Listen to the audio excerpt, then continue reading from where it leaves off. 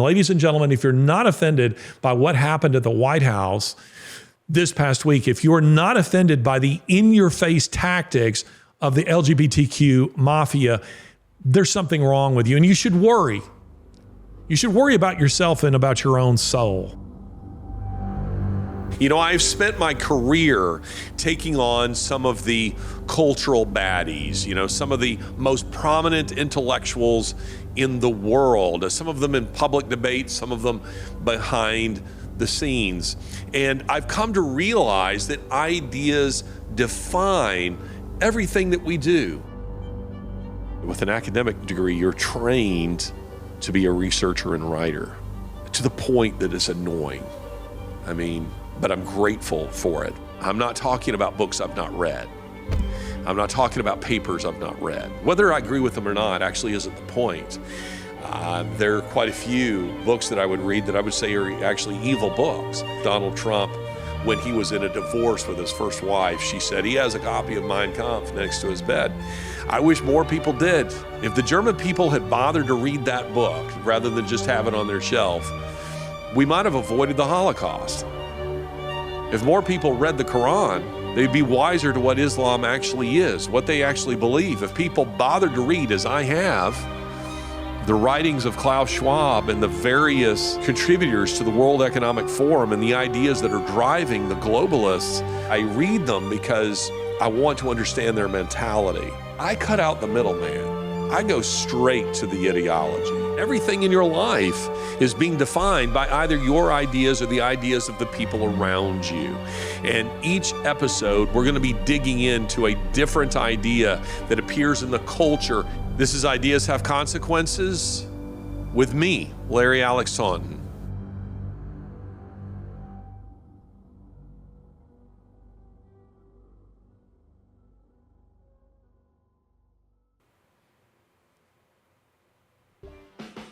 Welcome to the Lighthouse. Thank you. Can we take a little video? Hi, Mr. President.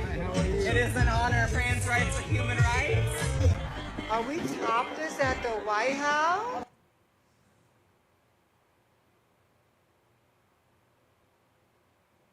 One of the bravest, the most inspiring people I've ever known. Are we topless at the White House? So that's, as I'm sure most of you know, that is the Pride Day, the Alphabet Mafia's Pride Day at the White House.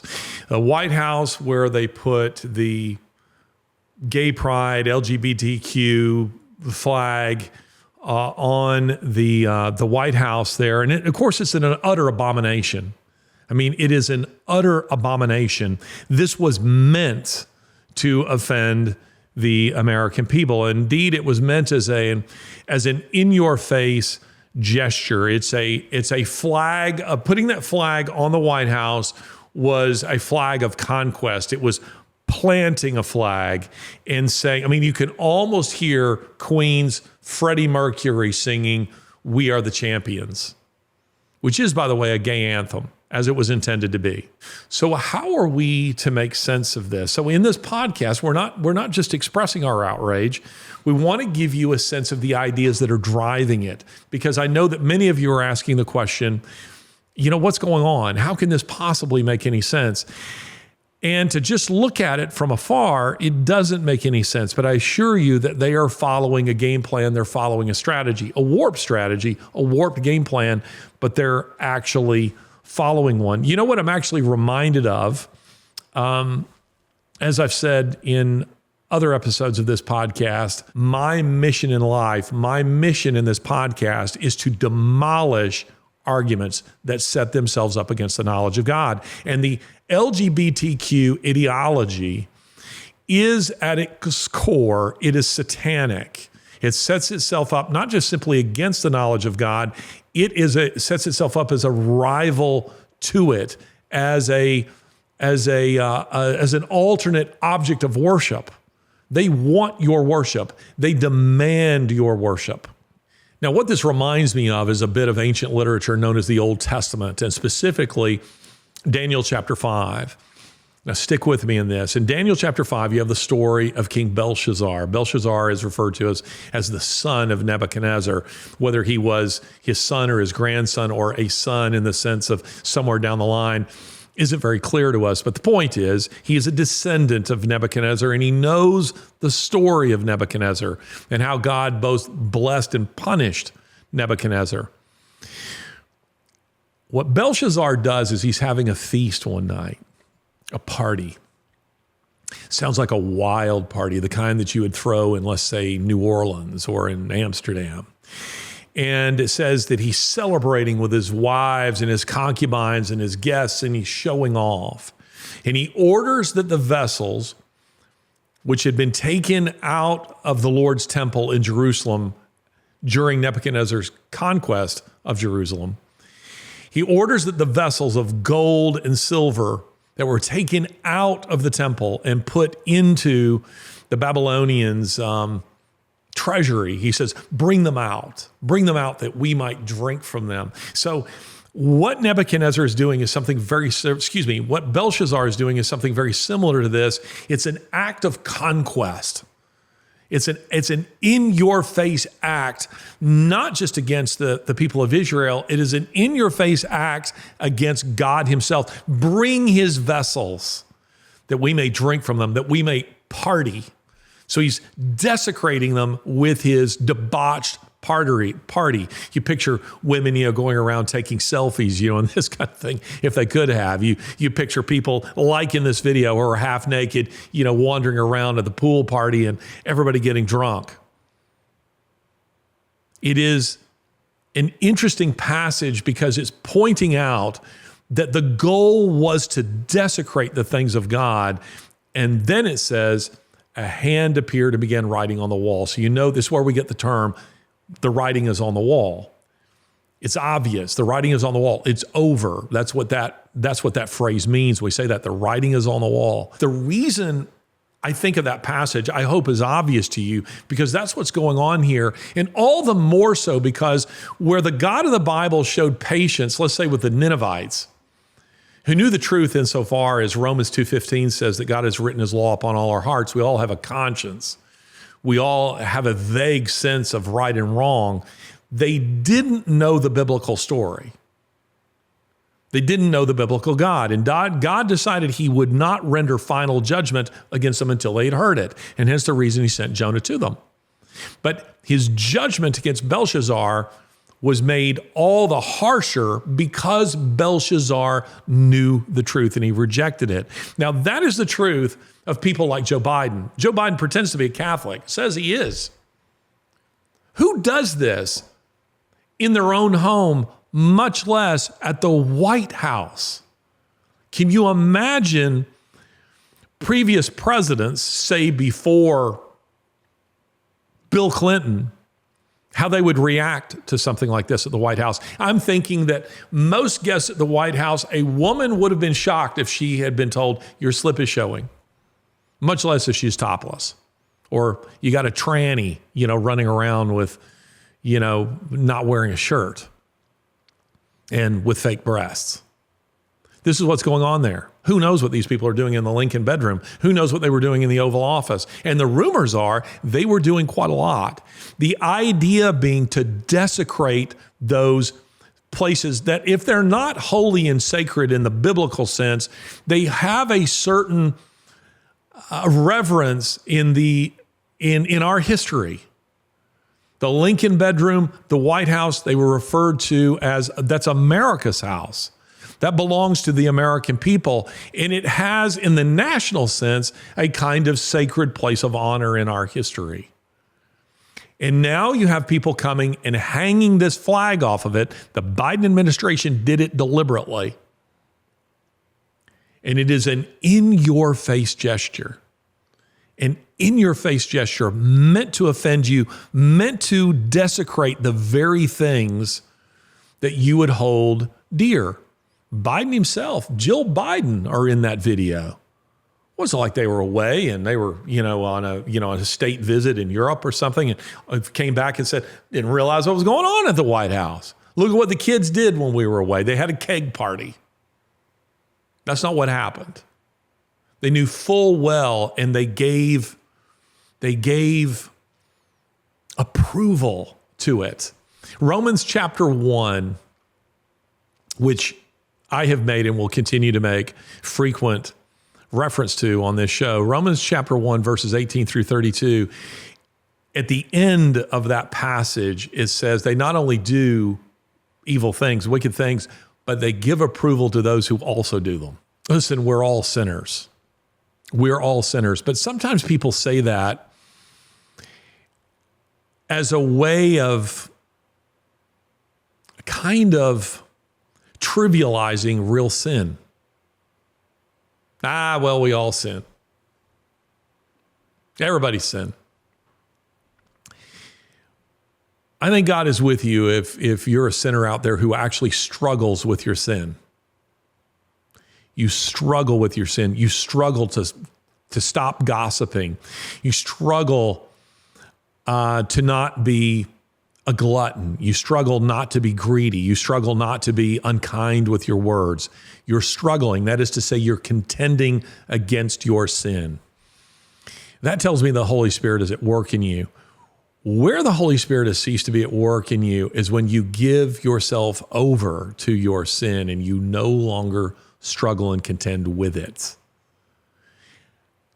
And where you are really entered the danger zone, where the meter is in the red, and where God's wrath burns hot against you, is where not only are you not struggling with your sin and you've given yourself over to it, but now you are trying to bring other people into it and give approval to it.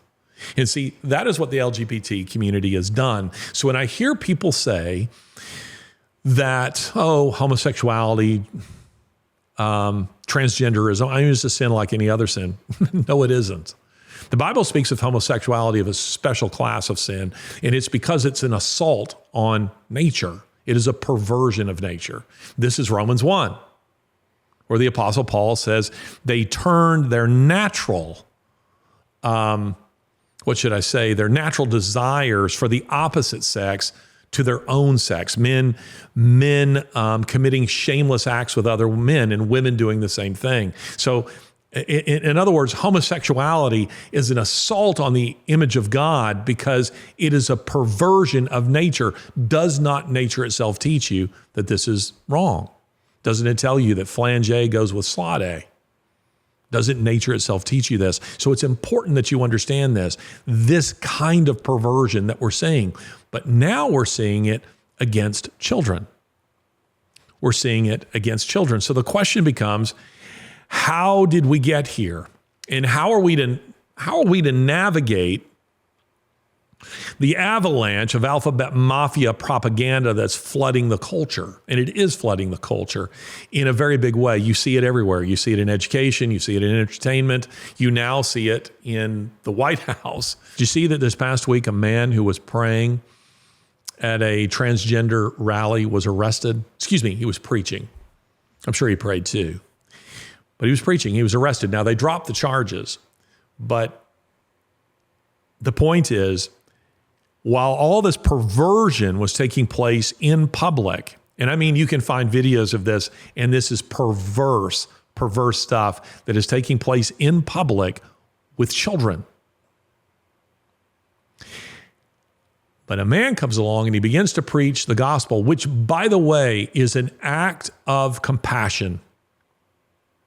It's an act of compassion because that man is saying to you, you're headed towards self-destruction. The way you're going, you are about to run into the teeth of an angry God. But they arrested him, just like the woman who was praying silently outside of an abortion clinic in London, maybe, 3, 4, or 5 months ago. They arrested her. She wasn't saying anything. She was standing very peacefully, silently, didn't say anything to people who were going in and out of the place. She just stood there. Her eyes weren't even closed. But the police asked her, "What are you doing?" And she said, "I'm just standing here." And they said, "Are you praying?" She said, "I might be."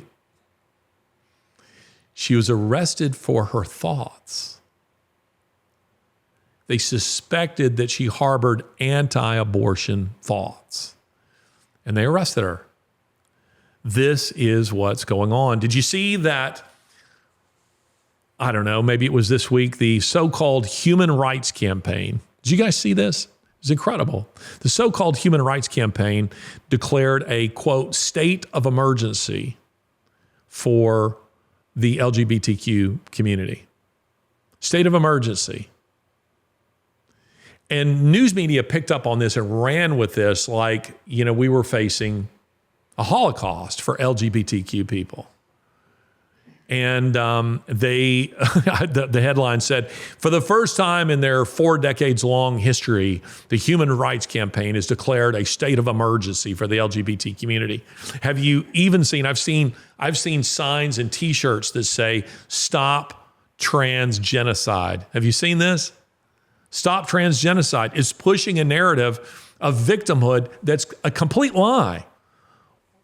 Who's loading them up on boxcars and sending them to concentration camps? Where's that happening? Who's lining them up against a wall and shooting them?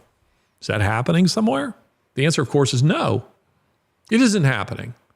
These are quite the opposite. These are people who are hanging their perverted flag on the White House.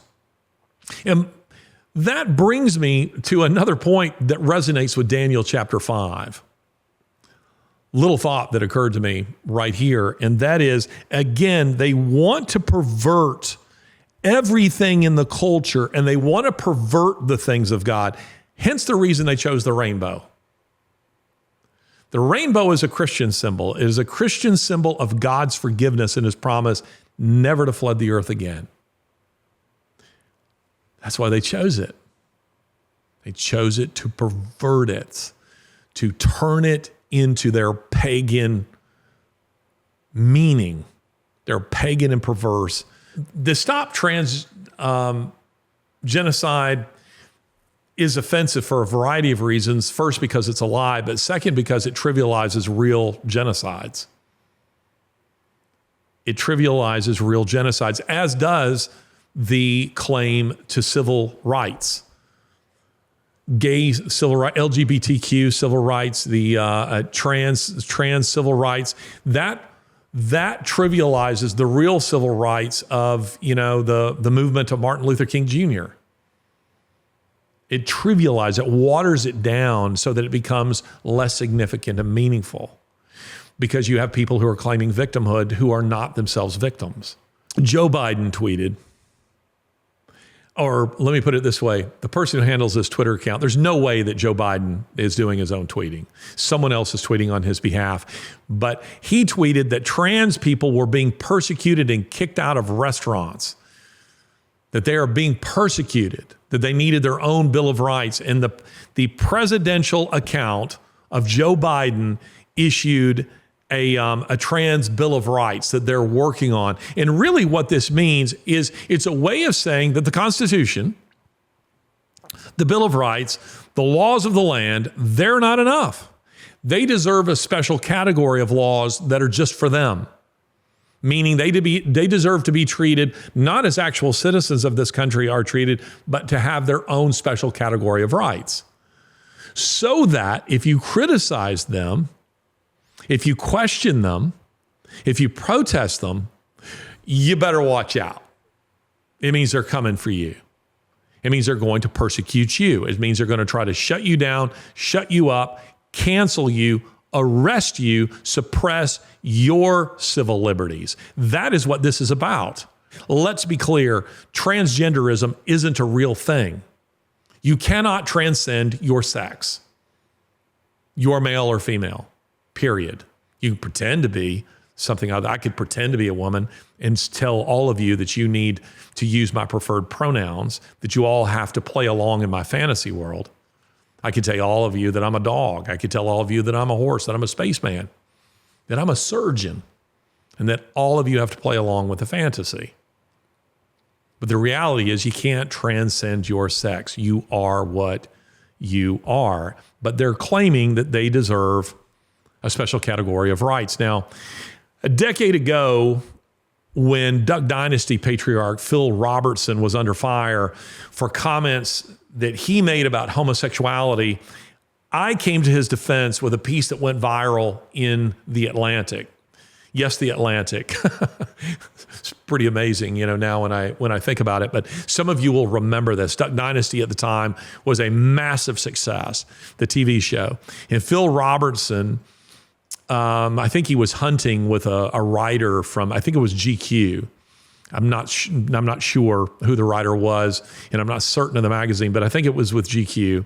And Robertson has said during that hunt, I don't think he realized he was being quoted in this, but he spoke rather bluntly about homosexuality, and he said he didn't accept it.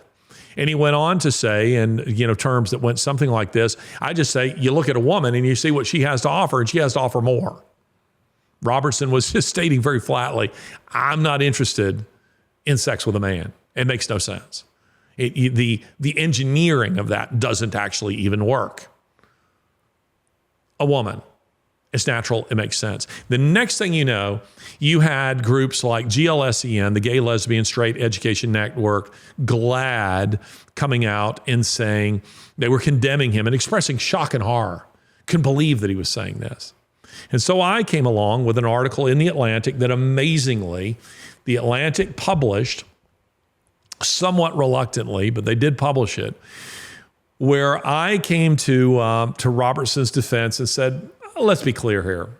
Let's stop with all the fake shock and horror, because Robertson is just expressing what everyone already knows the Bible says and that actual Christians believe.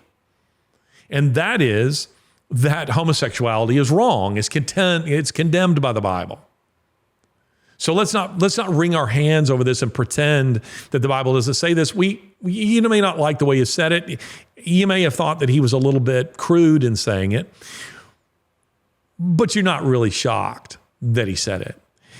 So when I came to his defense, I said, nope, what he said is absolutely Orthodox Christianity. And more than that, we are moving in the direction of a people who are claiming that they want rights, but it's not about rights. They want dominion over this country. And I ended the article with this. Again, this was in 2013. Tolerance is not the same thing as acceptance, and acceptance is not the same thing as an endorsement. The campaign for tolerance has advanced to a campaign to pressure Christians to recant their beliefs and endorse a lifestyle to which they are opposed. Conscience be damned. We stand at a crossroads. The country must decide. Is the end game here to be that Orthodox Christians will henceforth have no voice within their own culture, or have we become a nation of bullies, forcing conformity at the expense of free speech and in the name of tolerance? A decade on, I think I was somewhat prophetic. I was warning that these are people who have told us all along that what they wanted was tolerance. Now they want your children, and it's absolutely true that this is the direction they want to go. So the question becomes, how did we get here? Well, this is all part of of Marxist tactics. Now, some of you will say, are you trying to tell me that everybody who was at the White House celebrating a Pride Day, that these were all Marxists? No. I would argue that many of them don't know a thing about Karl Marx, much less Marxism. But they are being used by the social engineers to bring about sweeping changes in this country. And that is because homosexuality and sexual perversion is being used to disrupt the norms in American society in order to annihilate the existing social, political, and moral paradigms in order to replace it with something else. Not making this stuff up. Again, this is all open for you to see. And the guy who was the engineer really behind this in a big way, in addition to Antonio Gramsci. Gramsci played a role in this with the development of what we now call intersectionality, critical theory. Georg Lukács. He was this guy right here, this book, The Destruction of Reason. He was Hungarian. He was a Bolshevik, just an out-and-out Bolshevik, which is to say a Marxist, a Leninist, a communist, a socialist. It was all of that. And this guy here was, you might call him something of he's kind of a Karl von Clausewitz of Marxism. Don't know who Clausewitz was. Clausewitz, 1831, posthumously, his wife published on his behalf a book called On War, Vom Krieg. He was a Prussian military theorist, had observed the tactics of Napoleon, and his theories have become, even to this day, they dominate military thinking. Not the way they maybe once did, but gosh, a generation ago through World War II. Everybody knew the theories of Karl von Clausewitz, how to win in a battle. And he'd say, this is the way Napoleon did it. This was the brilliance of Napoleon. Vom Krieg, on war. It's important to have a Christian worldview. The question becomes, how do we build that? How do we develop that? Oftentimes we have Bible teachers who are very faithful in teaching Scripture, but don't ever quite make the connection with the outside world. Other times we have Bible teachers who don't really want to touch certain topics because they're just seen to be too toxic. At Towmapp.com, you are going to find a wide range of issues being addressed to help you build out that Christian worldview. They're on things from suffering, dealing with mental health, to racial reconciliation. These are all issues that you will find at Towmapp.com, and they'll help you to build out a Christian worldview and to flourish. I hope you learn a lot from the podcast, but you can go beyond the podcast to the courses that we offer at Tome. So I hope you'll take a look at them and sign up. To get access to more than 100 Tome courses, use the code IDEAS. And for $8.25 a month, you can get access to all kinds of courses on a wide variety of subjects. Individuals with expertise, with experience in subjects that will be meaningful to you. So use the code IDEAS, and for $8.25 a month, you can get access to all of them. Go to Towmapp.com. Back to the podcast. Georg Lukács, he's the Karl von Clausewitz of Marxism. He's the military strategist and theorist. And he's a guy, along with Antonio Gramsci. There are others, but he's one of the most important ones along with Gramsci. But maybe where Gramsci was speaking of cultural Marxism much more broadly, Lukács was speaking in very specific detail of how to overthrow the existing paradigms in the West. And part of his theory was this, again, like Gramsci, he was a guy who understood that the conventional Marxist means of overthrowing existing governments and overtaking a society, that is to say, a frontal assault with guns, with a revolution, with a coup d'etat. The Russian Revolution wasn't a revolution, it was a coup d'etat.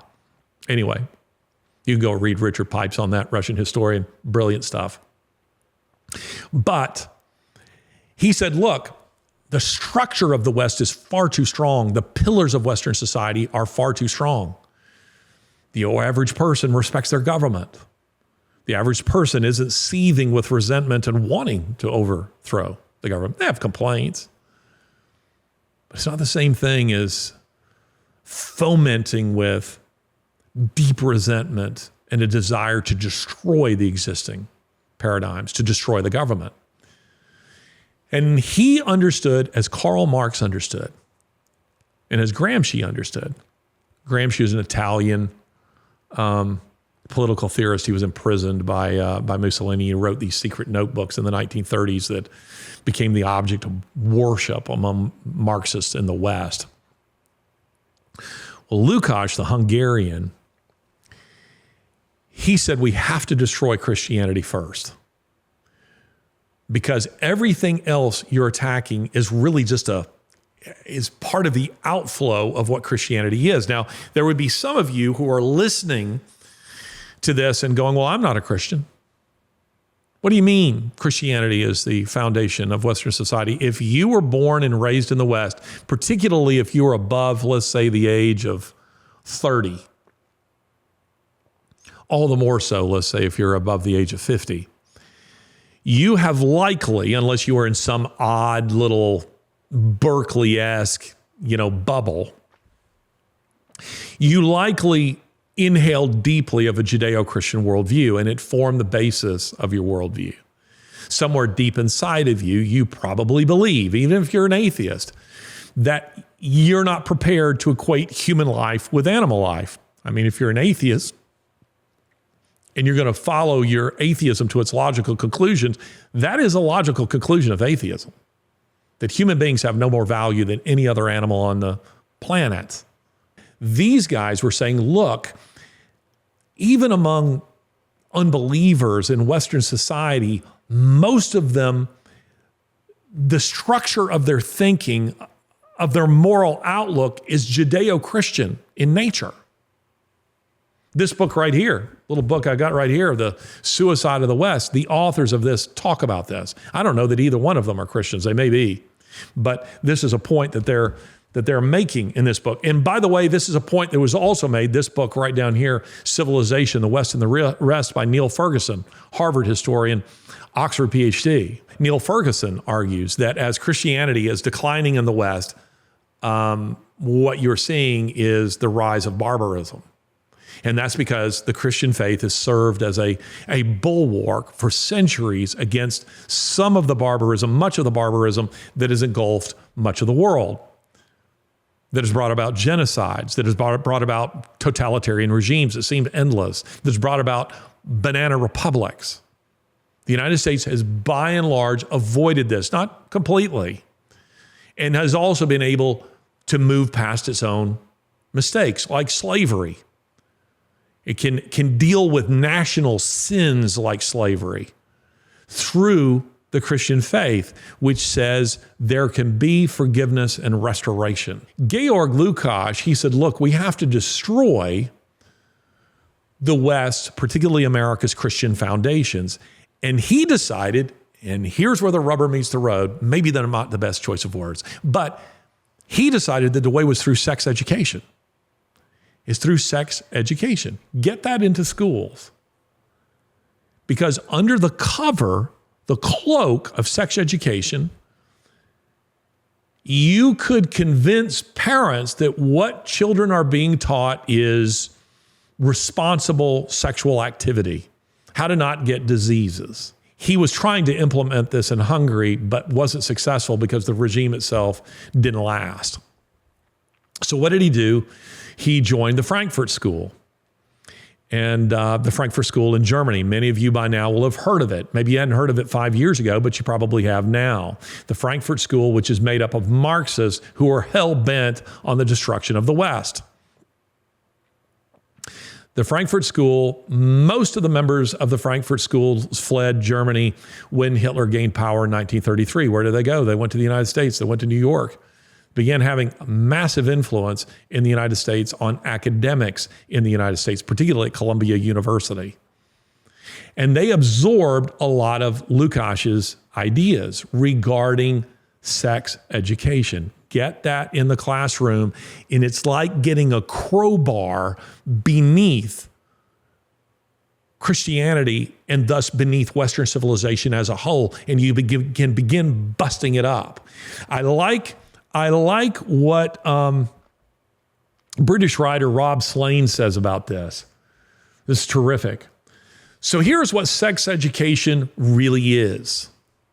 It is not an attempt to educate children about sexual intercourse or to encourage sexual responsibility or to prevent teenage pregnancies.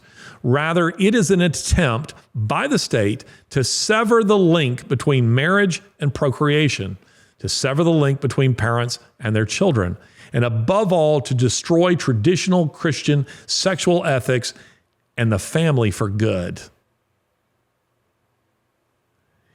It is above all about the destruction of traditional Christian sexual ethics and the family for good. That is the goal of sexual education in the West. That is the goal of Marxists, in order to bust up Western society, because then you begin to break up Western morality. And once Christianity goes, said T.S. Lewis, the whole culture goes. Neil Ferguson quotes in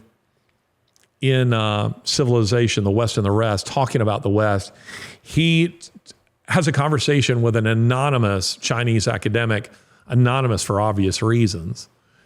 And this Chinese academic said, "We have studied your culture for decades, and we've only now finally come to understand the source of its strength. It is the Christian faith." It's why they've targeted it. Did you know that TikTok is banned in China? All the crap that is being pipelined into your child's head on that app, the Chinese themselves do not allow in China. They also regulate how long they can actually be on social media, try to give them educational things and so on.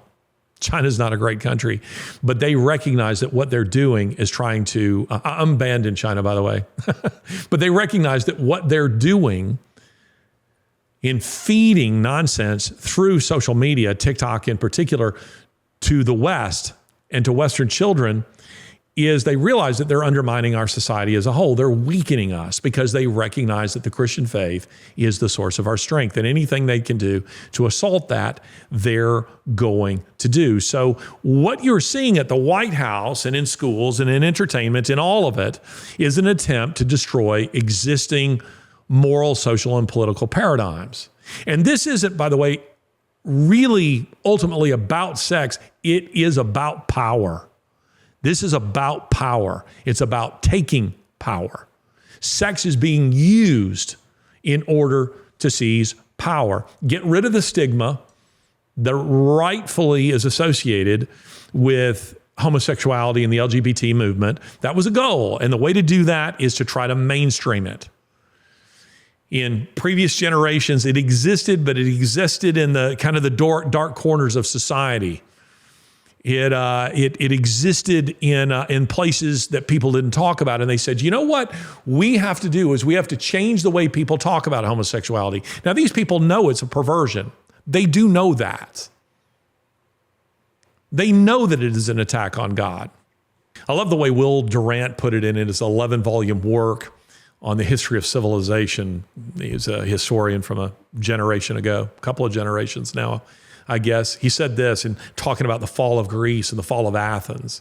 He said, when the Athenians no longer wanted to give to society, but for society to give to them, when the freedom they longed for was the freedom from responsibility, Athens ceased to be free. Athens ceased to be free. That's the direction we're headed in, because we no longer see freedom as having any guardrails on it. We no longer see it as requiring individual responsibility. We're trying to tell, all women, they have no responsibility for their actions, no responsibility for your choices.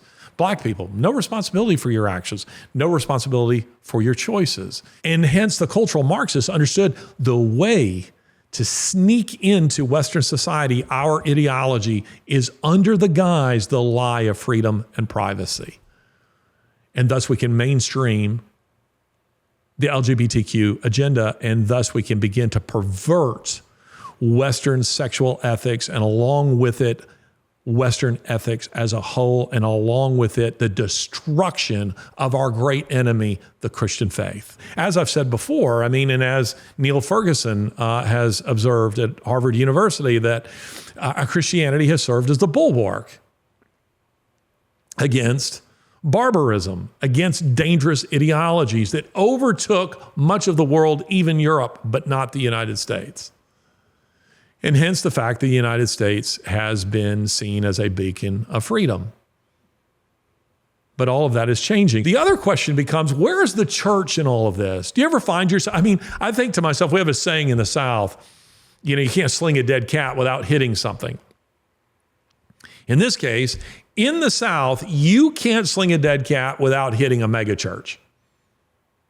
You just can't. They're all over the place. And by megachurch, I'm talking churches that are, say, 1,000 or more people. And there are many of them that are much bigger than that.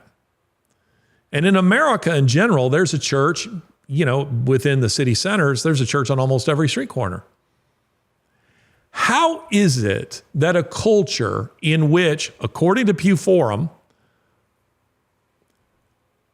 26% of the population self-identify as evangelical Christians. That is to say, they are the people who's spilling my coffee. They're the people who answered in the affirmative to questions like, do you believe there's a heaven and hell? Do you believe that Jesus Christ is the only way to heaven? Do you believe this, that, and the other are sins? Do you believe that the Bible is God's word? Do you believe that Satan exists? These kinds of questions. 26% of the American population answered in the, so 1 in 4 of Americans who are evangelical Christians, according to that number, and yet our impact on the culture is minimal.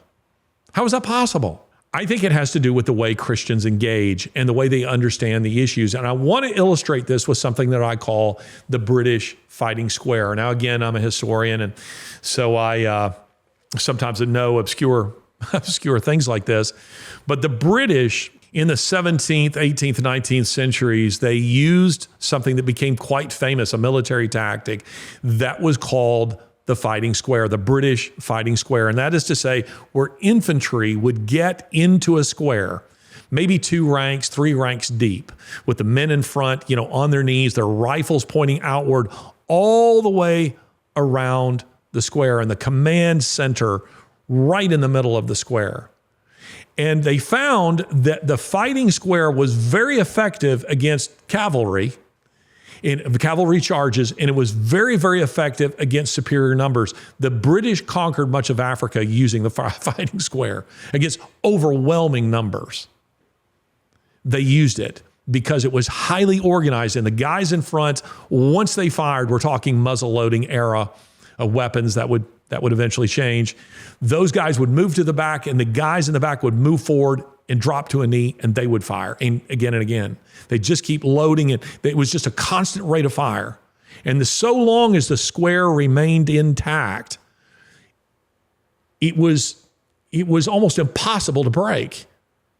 And Napoleon at Waterloo, he sent his cavalry again and again against the British fighting squares, and he couldn't break them. And it led to his defeat. I want to use that in the light of Mark 12:30. Mark 12:30 says this, and you shall love the Lord your God with all of your heart and with all of your soul and with all of your mind and with all of your strength. Heart, soul, mind, and strength. Strength is just another way of saying with your body. Now I want to illustrate something for you right here in the way I think about this, and that relates to the discussion that we're having right now.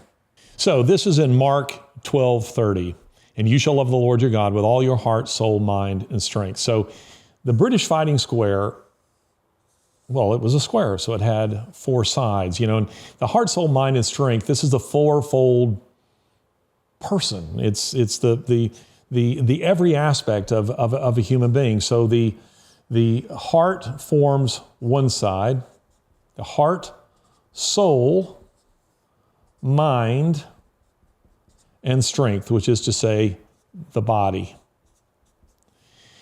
And so this represents, the square is represented by each aspect of Mark 12:30. Now let's think of some ministries that deal with each one of those. Well, what deals with the soul? Well, the institutional church does, with the preaching of the word and with the distribution of the sacraments. None of these others do that. What kind of ministries deal with the heart?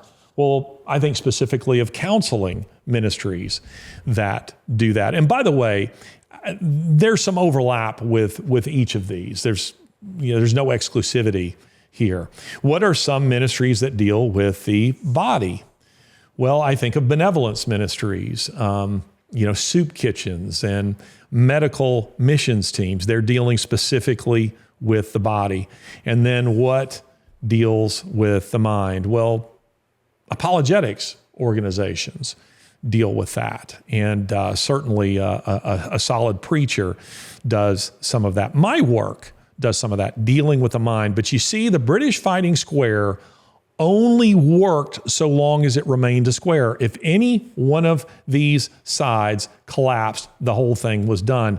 Now, my argument is this. When the Lord told us to love the Lord your God with all your whole heart, soul, mind, and strength, I think the church, after 1859, after the publication of The Origin of Species, began retreating from this side of the square. And the result was that this side of the square broke, and the enemy has been pouring in ever since, and it jeopardized the whole of the square. And that is because we began retreating from, Christianity even began taking on a kind of anti-intellectual element. You've probably met those kind of Christians who are very anti-intellectual. Oh, I don't need to know that. Don't need to worry about that. What was happening in churches after World War II, throughout the Cold War, you would think the churches would occasionally begin addressing issues like Marxism, like socialism, like intersectionality, like critical race theory, critical theory, that we would be Black Lives Matter, all these kinds of issues. But the church, by and large, hasn't been dealing with those issues. And the result is that this side of the square of the fourfold person and of the church as a whole has collapsed. And the only way to regain the culture is to rebuild it. There's a very important aspect of all of this.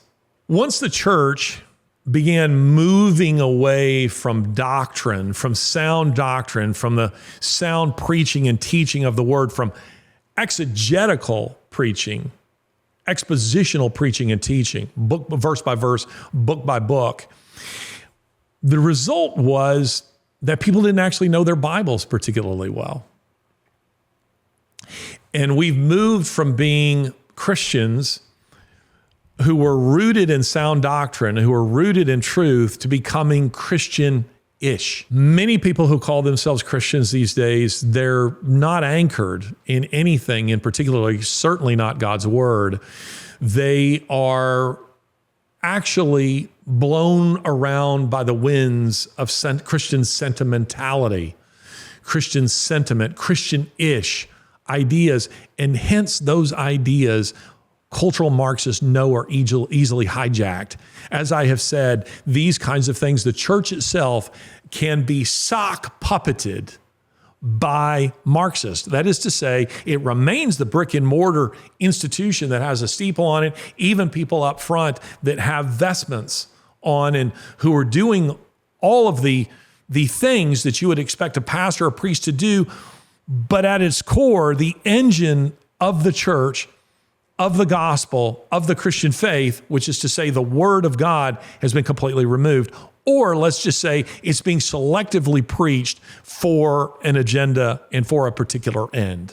And that is what's happened. So you're wondering, how did we get here? Well, this is how we got here. The square broke. It's just like, you hear the phrase, a chain is only as strong as its weakest link. The square is only as strong as its weakest side.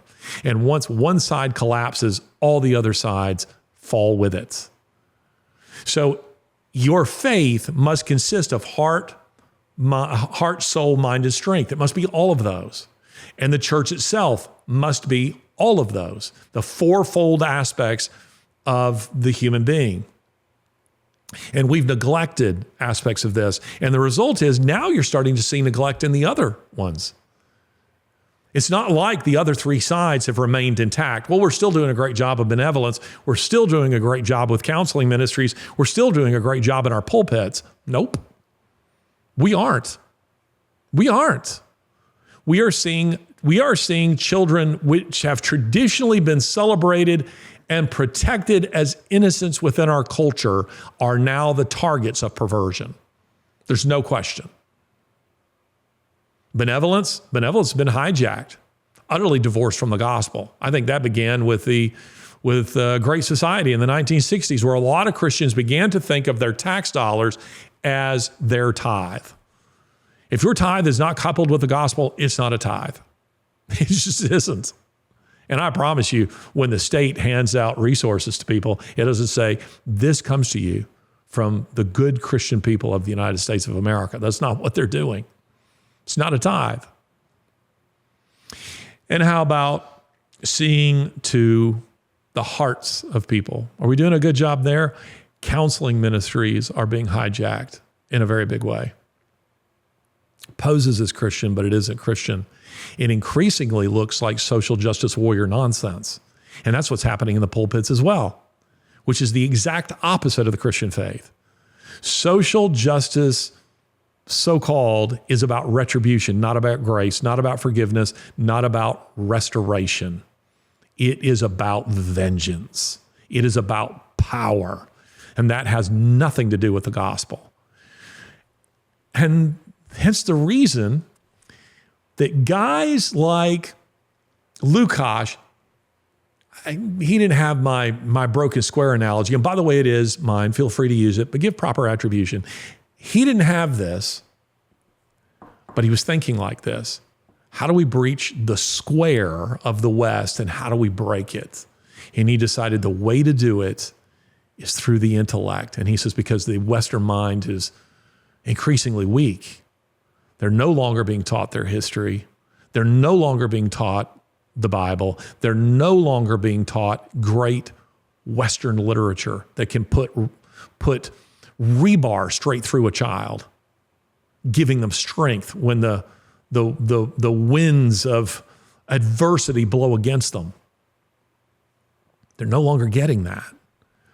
And the result is that they're vulnerable there because we can hijack the Christian faith and tell them that perversions are in fact Christian. They're good. They're noble. They're true. They're the kinds of things that the men who stormed ashore at Normandy on D-Day were fighting for. I promise you, my father was not fighting for a gay flag hanging on the White House. He wasn't fighting for the kind of sexual perversion that took place at the White House this past week. Wasn't fighting for that. Doubt yours were either.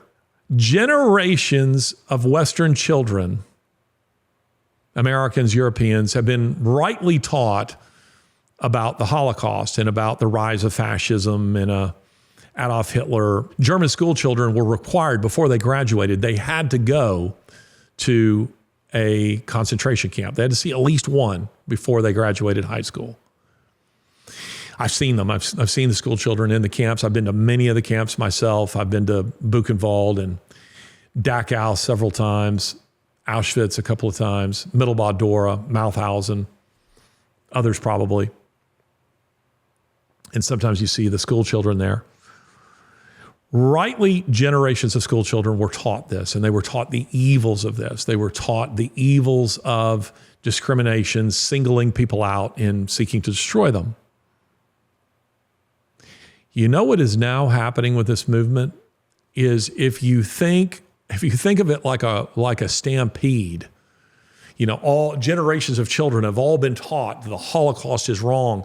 What the LGBTQ Mafia is doing is it's like one of those old Westerns where they're redirecting the stampede into, you know, in another way.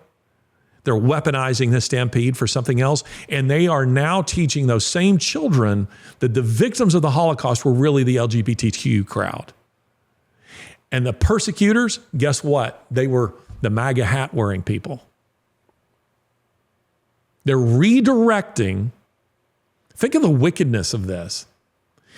They haven't been able to completely get away with it yet because there are still a number of Holocaust survivors alive. Not a lot of them, but there are enough that won't go along with that.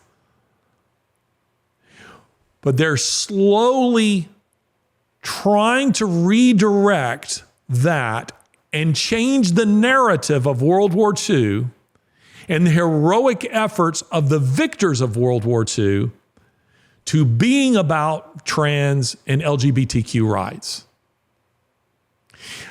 My wife and I decided to watch recently, to start watching it. It looked like it was interesting on Netflix, a show called Transatlantic. Trans is right. Varian Fries was an American who, with the help of American philanthropists, managed to get a number of Jewish intellectuals, artists, performers out of Europe, smuggle them out of Europe. And I thought, this would be very interesting. I'm interested in Varian Fries. There was a movie a generation ago with William Hurt in it that was about Varian Fries. This film, however, does what I've noticed a lot of movies are doing these days. They hook you in early on with a story. You get a couple of episodes in, and then they reveal to you a sick, sordid agenda. They wait until you like it, And then they sneak in. In this, they made Varian Fry a homosexual. Varian Fry's 2 wives and his biographer both say this is complete nonsense. His son has come out, who's obviously a progressive and who didn't know his father by his own admission. Varian Fry died when he was 9, and that is to say when his son was 9, and he was gone much of the time. But I think the wives would know. You'd think a wife would know if he was gay. The biographer says he's interviewed loads of Varian Fry's friends and colleagues, none of whom have said that he was homosexual. But guess what they've done? The people at Netflix decided we're going to make him gay, and we're going to make him gay to support our sordid agenda. This is cultural Marxism. This is what this is about, and it should offend you. And ladies and gentlemen, if you're not offended by what happened at the White House this past week, if you're not offended by the in-your-face tactics of the LGBTQ mafia, there's something wrong with you, and you should worry.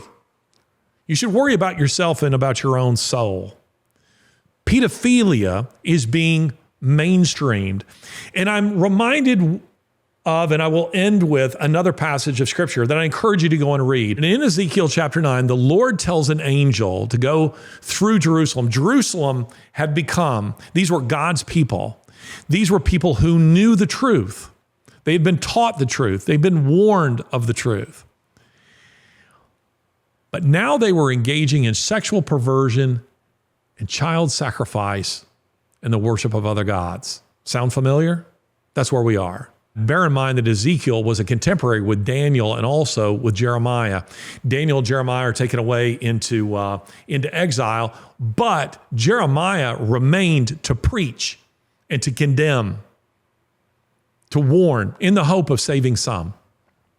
But God is foretelling in Ezekiel chapter 9, the punishment, the hammer is about to fall. The axe is about to fall on Jerusalem. And he tells an angel who has a little book, and he says, go through the city and put a mark on the forehead of all the people who groan, who grieve over the sin that is taking place in the city. Put a mark on their foreheads. And then it says that he called forth 6 executioners, also angels presumably, and he says, take your swords and go through the city and execute anyone upon whom there is no mark. He says to them that they should begin at the altar. They should begin with the house of God. In other words, with the priests. Begin with those people who are leading my people in false worship. Begin with them. Now, you don't have to believe that. You listen to this podcast, you may say, oh, Larry believes in a fairy god. You believe what you want. I can point you in the right direction. I can't force you to go in the right direction.